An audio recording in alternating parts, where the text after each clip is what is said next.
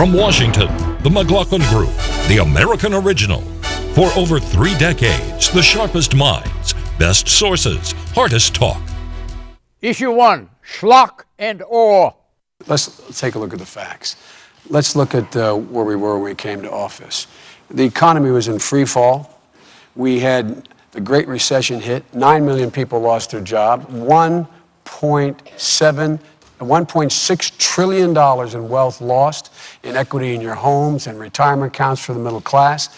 Did they come in and inherit a tough situation? Absolutely. But we're going in the wrong direction. Look at where we are. The economy is barely limping along. It's growing at 1.3%. That's slower than it grew last year, and last year was slower than the year before. Job growth in September was slower than it was in August, and August was slower than it was in July. We're heading in the wrong direction. Question, who made the more powerful case on the economy, Biden or Ryan, Pep Buchanan? They both made the familiar case, John, that both parties have been making for a long, long time. This debate, however, John, was an excellent debate. It was dramatic. Ryan came there and presented himself as an intelligent, personable, attractive guy and someone you'd like a great deal, and who was also presidential. But the star of the show was clearly Joe Biden. And he had a number of statements that he made I thought that were excellent. But I'll tell you this, the issue the next day is that Joe Biden was boorish, he interfered, he interrupted, he was contemptuous, and he was condescending to Ryan. And this is the talk the day out of the debate. And I think in that sense, people are saying, Republicans are saying, Biden, he did do this. He rallied a base that had been demoralized by roughing up Ryan as best he could.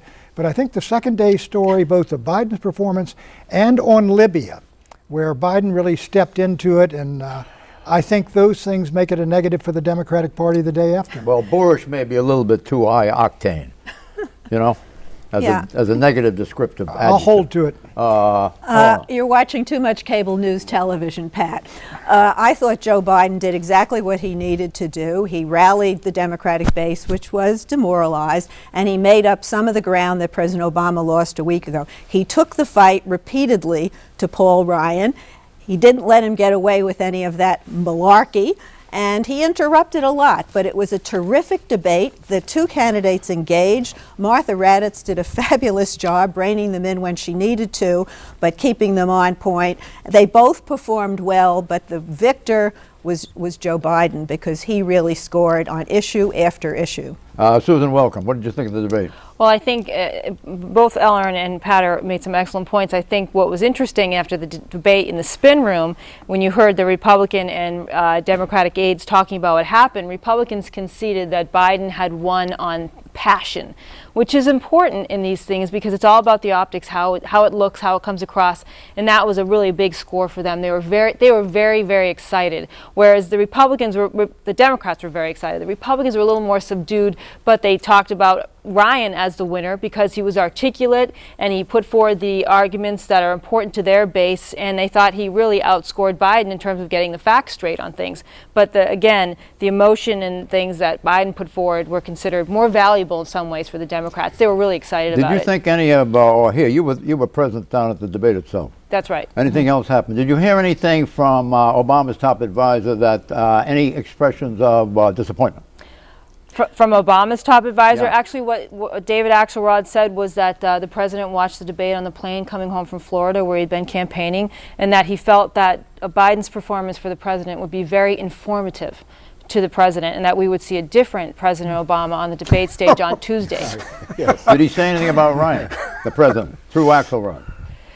Did Axelrod say anything about Ryan? No. Well, the argument Republicans are making is that Ryan is misstating the facts on the economy, on Medicare. You know, it's a common mantra that the Democrats put forward is that the Republicans aren't being truthful about things, and they pushed forward that message really strongly last night after the debate. Was it a net big win for Ryan? As you read the community, you're leading the witness. Well, let's talk about the audience. The Republicans talked about it as going into Tuesday as 2-0 for the Republicans, but they didn't say it with the effervescence that the Democrats were when they talked about their guy winning. Well, both guys said they were winning. The Democrats had a little more conviction in their statement. Did you know that there was a focus group down there put together by CNN? I think. Yes. Did you know that? They're talking about, it was a flash poll talking about what people thought during the debate and after to the debate of each candidate. And the group thought that the winner of the debate, 49-44 Ryan. 49-44 won. Now they were watching Yeah. it in a control group, correct? Right. Yeah, but CBS had it 50-31. Did they have a group? Much bigger Well, gap. they just had a sample. I heard them say it 50-31 Biden. Sample of what? Well, CBS ran it, You so mean at Joe least have Blow some living in a- credibility. Can I just make one small comment here? Look, I think Ryan did well. He presented himself well. He presented himself as a credible national figure who understands the issues. Biden spoke very well, spoke with great energy. The one thing that was a negative was the kind of condescending, the smiling in the middle of it, the interruptions. I don't think he came across as a likable figure in the way that you would hope that he would have if you were a Democrat. And that, I think, was the only negative. Likable to his base, but importantly here, was he likable to the key moderates. independent I wasn't Moderates talking and about his centrists. base. Yeah, this was Moderates about in the same- base. This was about the base, and he drove home every issue. Medicare, which party do you trust? Social Security, Paul Ryan wanted to privatize it. Abortion rights, Paul Ryan wants to return that issue back to the states, overturning Roe v. Wade. Issue after issue, he drew the contrast after a week when Governor Romney tried to blur all the differences. The Etch-a-Sketch moment was finally ended last night. The contrast between these two tickets are very clear. Were you disappointed that the women in this focus group were faulting Biden because of Biden's lack of manners? Right, Exactly. because that's the way women are up. I'm Women feel sorry. they're treated that way. Women feel they're treated That's that right. way. And they didn't like the way Biden They thought he was behaved. contemptuous, John. That's There right. was. This is where he hurt himself. I agree with Eleanor. I think the Democratic base is exhilarated over it. You know, Biden went in there and beat him up. But to women, it was, here's a guy being abusive and nasty and disrespectful and Condescending. interrupting, and they don't like that, an awful lot of them. And the question is, did Biden hurt the ticket in the middle as much as he helped it on the Okay, right? hold The on. Democratic base is women. So how can he please the okay. Democratic base and insult women? Medicare. Doesn't Medicare. When the congressman had his first voucher program, the CBO said it would cost $6,400 a year, Martha, more for every senior 55 and below when they got there. Folks, follow your instincts on this one. They got caught with their hands in the cookie jar, turning Medicare into a piggy bank for Obamacare. Question, what is Ryan getting at? I want to clip. This is the $716 billion that the administration took out of Medicare Advantage, which was going to insurance companies, and they diverted it in part to close the donut hole for prescriptions, to provide free preventive care for seniors. No seniors have lost any benefits. And what Romney is saying is he would take that money and put it back into the insurance companies. It's a phony argument, and they're trying to pretend that the Democrats are going to hurt Medicare when the history of the Republican Party is they never wanted Medicare in the first place. Eleanor, the Republicans use the $716 billion out of Medicare, using Medicare as a piggy bank and giving it to Obamacare because they've been tested it, they've polled it, they've mentioned it every time they go on television. Yeah. It's effective, and despite the fact of your response, it's an effective argument, and Republicans don't have a great many effective arguments. Well, now I agree with you on that one. We didn't start Medicare, as I recall. Taxation. The middle class will pay less, and people making $1 million or more will begin to contribute slightly more. And so the next time you hear them say, don't worry about it, we'll get a few wealthy people to pay their fair share, watch out, middle class. The tax bill is coming to you. Question, is this class warfare, Susan Parecchio? Yes, and it works fabulously. So absolutely. It's been going on Capitol Hill now for 2 years, and it's certainly part of this presidential campaign.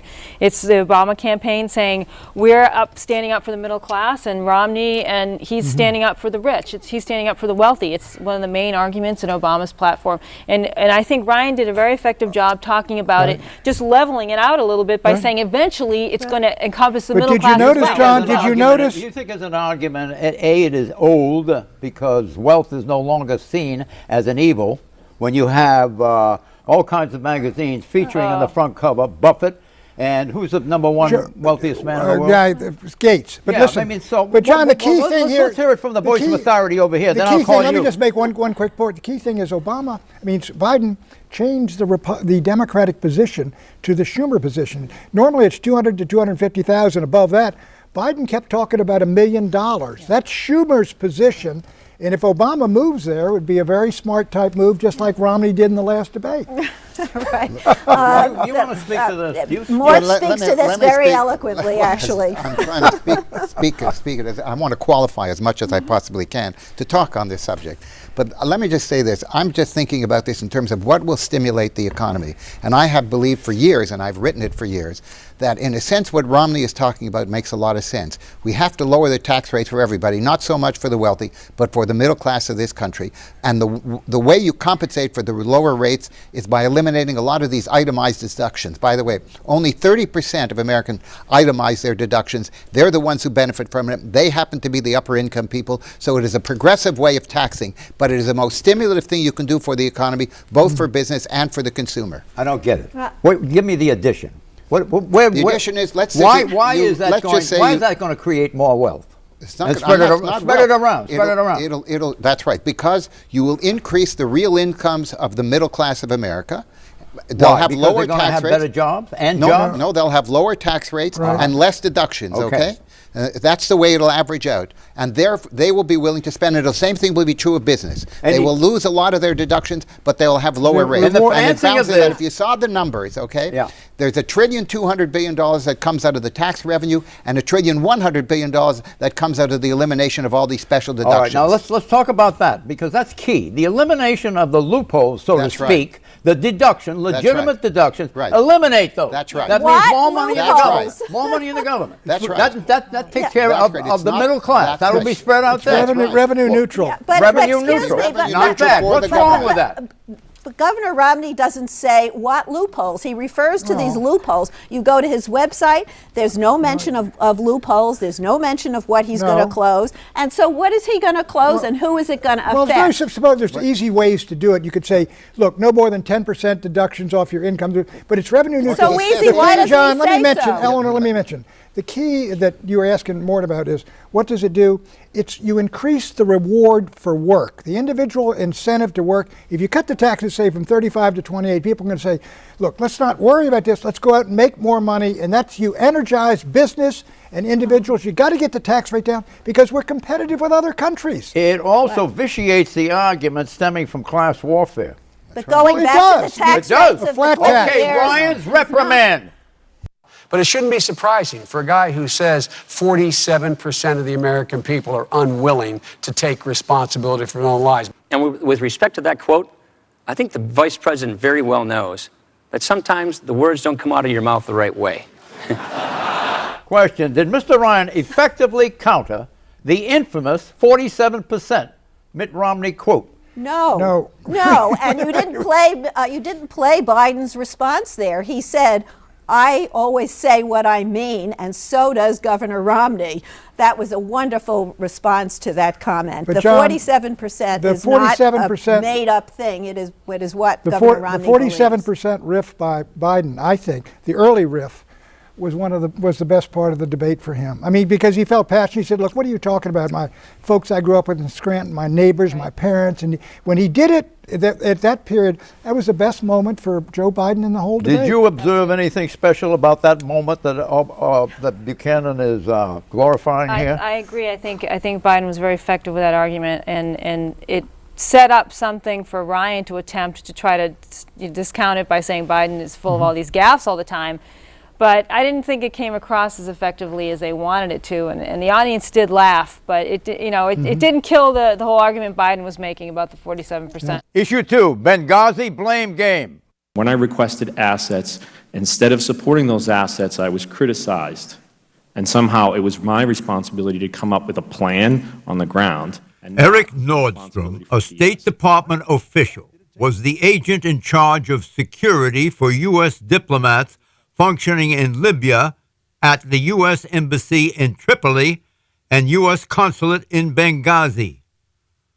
He appeared before a congressional committee this week and testified that he had alerted the State Department in Washington that the situation in post-revolution Libya after Gaddafi was precarious. Routine civil unrest, militia-on-militia violence, general lawlessness.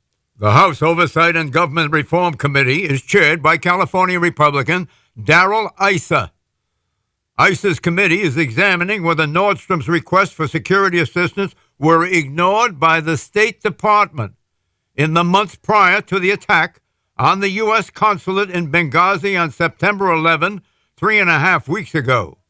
4 Americans were killed, including the U.S. ambassador to Libya, Christopher Stevens, the first U.S. ambassador to be murdered since 1979, 33 years ago. Charlene Lamb, the state deputy assistant secretary, testified that she and the department did not support the requests for more security. According to Lamb, given the information available, the number of security agents called assets was adequate. We had the correct number of assets in Benghazi. As to the number of assets, Chairman Issa said this. To start off by saying you had the correct number and our ambassador and 3 other individuals are dead and people are in the hospital recovering because it only took moments to breach that facility somehow doesn't seem to ring true to the American people. The chairman's point was reinforced this week by the State Department's own description of the attack as carried out by quote-unquote dozens of heavily armed men. Question: given the facts that have come out since the September 11 Benghazi attacks, can it be said with certitude that there was adequate forewarning of the security gaps, but inadequate follow-through by the Department of State? Mort Zuckerman. Yes, I think that is the only assumption or conclusion that you can take from it. There were plenty of warning. They wanted more support and military protection and police protection for the embassy, and it was not given. In fact, they had virtually nothing at that point. They took away the plane that was standing by to take them out in case of an emergency. It was a disgrace, frankly. Right, they considered that facility, it wasn't even a consulate, and so somehow it didn't merit getting the same kind of security, which is why you had that ridiculous statement by this woman. But there is now an investigation headed by Thomas Pickering, a respected career diplomat, goes back to the Reagan years, and what we have to find out is how far up the chain did the request for security go? Who denied it and on what grounds? Did it go up to senior levels in the State Department? Yep. Did it This reach is getting Hillary bigger Clinton? and bigger, John. This is, Pat's convinced there's a cover-up of some Well, sort. let me Pat knows a lot He about knows cover-ups. That's that. Right. You beat me to that one line. I've I been know involved that. in several. I've been involved in several. I want to know, well, since it goes up to the top, that she didn't mention who's at the top. Hillary Clinton. Well, this is the point. Joe Biden said last night, we were not informed of any security threat in Benghazi. Do you believe that? Yes. What he's saying is before the event, those of us in the White House, and the White House confirmed that today, they were not informed. But in the State Department, obviously they knew about it, and his elder said, how far up the chain of command, John, did it go in the State Department? Did it go to Hillary Clinton? Because Susan Rice went out 5 days later. She's virtual number 2 in the State Department and said, oh, it was not premeditated, it was not pre-planned, this was a protest. Yes. Out of the protest, all this violence came, which was completely malarkey. Okay, let's hear what Vice President Biden said. We weren't told they wanted more security again. We did not know they wanted more security again. Question: in the face of our diplomatic testimony at the ISA hearing, what justification is there for Vice President Biden to say they were not notified? Well, he's basically saying they didn't Not breach really. him. I know what the White House was arguing, saying that they only didn't know because the State Department didn't tell them. That's not really a good excuse. I mean, there are 4 dead Americans, the first ambassador killed since 1979. You have the Vice President saying, who ran a Foreign Policy Committee in the Senate for, decades, says, I didn't know about it. That's just that doesn't really ring true. Nobody's saying it's a good excuse, but we don't know where. We don't know where. We didn't know about it. The State Department knew about it. Well, we don't know where the request. Eleanor, there's a massive breakdown of communication. Nobody said we that have was 4 people dead, and the president. The next day, the president flies out to Las Vegas to do his. The White House is saying life goes on. The White House is saying today. What would you today. have expected him to do? Closet himself in the White Yes, House I until would. the. Yes, I would. Well, that's not. The White House is how saying. you Not respond create the to world erroneous impression events. by doing a stunt and staying. I guess he was staying in Vegas too, preparing John, for the the White House. John, there let me have just been say what other the embassy White House is attacks. saying today that the President of the United States did not know beforehand about this problem, and the Vice President of the United States did not know. Now, he's a key guy in national security. Secondly, what about the National Security Council? Did the State Department inform their counterparts at the NSC on security? Look, we're getting complaints about Benghazi. This whole thing needs to be, this whole rotten can needs to be opened up. I'm calling this a scandal. Is the scandal of lax security at our consulate in Benghazi, is it waxing or is it waning, Pat? It is suppurating and it's getting larger and larger, John. Eleanor. It's under investigation, and I hope we get some answers pretty soon so that the worst scenarios Pat is fantasizing about Somebody do not didn't come tell true. the truth, Eleanor. You hear that word he used, suppurating? Yeah, What does that mean? Tell us. I don't know. Becoming more inflamed, Pat. Exactly. Well, it's basically bleeding. Bleeding. That's pretty good. It's just a question of what the nation's attention span is for foreign policy issues. This is a big deal because 4 people were killed. So I think that there is a really good chance that we're going to be hearing more about this. The Senate is going to have its own investigation after the election because if Democrats are running things over there and they don't want it to interfere with the election, there are going to be likely classified hearings on the Hill involving Ambassador Rice because they want to know what did she know. But I just don't think you're going to get any level of participation from the administration that's going to necessarily give us the answers we're all asking for. And when he says we didn't know, it all depends what we means, right? Exactly. I mean, you said the president and I didn't know, but the whole administration has to be responsible for this. This isn't something you can just slough off. This is a very serious matter. A lot of people knew about it. They should have had some way of responding to it. That ground where this occurred is American ground because the embassy and the consulate is there. That's right. That includes the consulate ground, That's correct? right. So it was on American soil that this occurred. There was also a killing in Yemen this week in a similar situation. Issue 3, economy goosed. Some encouraging news this week from the Federal Reserve. Economic activity in August and September, quote unquote, expanded modestly nationwide. So reported all 12 districts of the Fed's domain, thousands of sources, including 12 district banks, key businesses, economists, and market experts. Part of the economic pickup comes from residential real estate authorities. Quote unquote, most districts reported strengthening in existing home sales, and home prices were described as, quote, steady to increasing, unquote. Construction of homes was also reported up in most regions. Also, manufacturing was, quote unquote, mixed but on balance somewhat improved. Also, consumer spending up slightly. Also, car sales generally favorable levels. Besides the Federal Reserve, the Department of Labor announced a drop in the unemployment rate. It fell to 7.8% in September from 8.1% in August. This is the lowest since February 2009, nearly 4 years ago. This positive announcement has its skeptics, however, including former GE CEO Jack Welch. Mr. Welch led GE from 1981 to 2001, 20 years, and made it the largest international corporation in the world, 410,000 employees. On October 5, the day the labor report was released, Mr. Welch challenged the accuracy of the report and its timing. It's just ironic that these assumptions all came this way the month before the election. These numbers don't smell right when you think about where the economy is right now. Every economist this morning predicted roughly 90 to 120,000 and 8.2 unemployment. Question, aside from being out of line with economists' predictions, what anomalies in the jobs report made Jack Welch suspicious? Well, amongst other things, we created 114,000 jobs in that month, which is less than the 150,000 we need.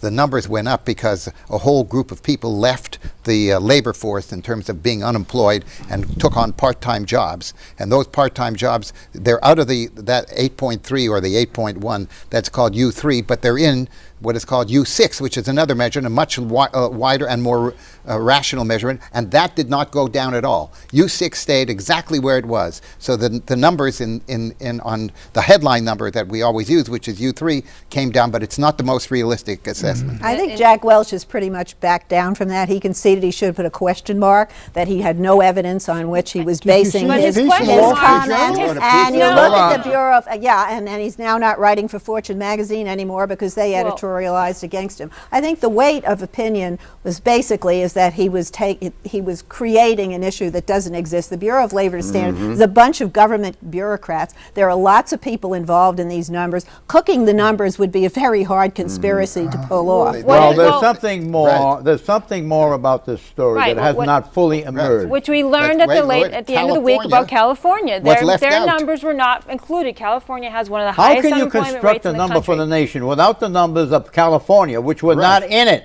It vitiates the whole report. They then come back and revise numbers. They revise numbers just about every month. It's as much an art as it is a science. And sometimes the businesses don't get their numbers in. It's not precise. Yeah, but this is but all of the indicators seem to be that the economy is slowly recovering. Yes. But John, we did a segment a while ago on LIBOR, the famous interest rate.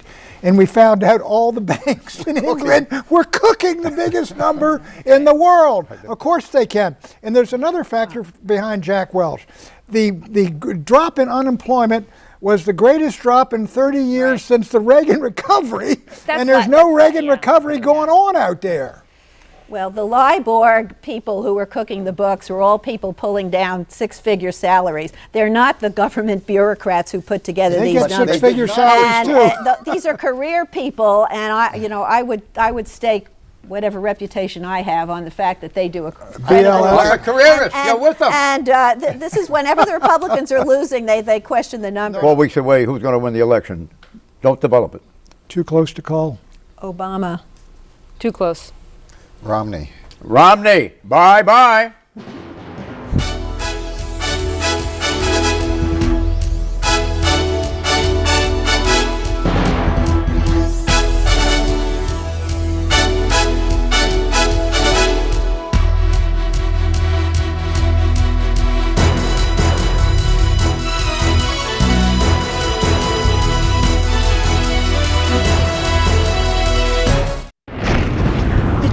Flashlight and the batteries?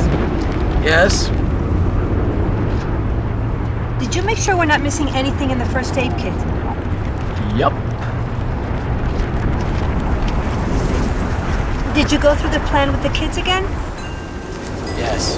The more you prepare today, the more you'll be able to reduce the devastating effects of a tornado, an earthquake, a power outage, or any other disaster. Get a kit, make a plan, be informed. Visit ready.gov.